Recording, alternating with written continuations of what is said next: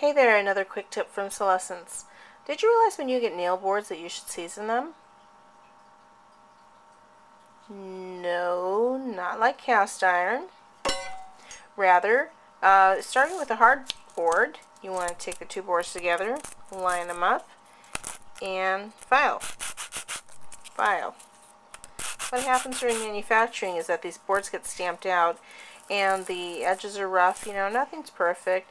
So it's your job to take care of that and make sure that any sharp edges are gone, so that when you're actually going around the nail during service for yourself or your client, no one gets cut. You want to keep your little hands pretty. You can also do the tops of the boards. It's really not as necessary. Again, it's the edging you have to be concerned about.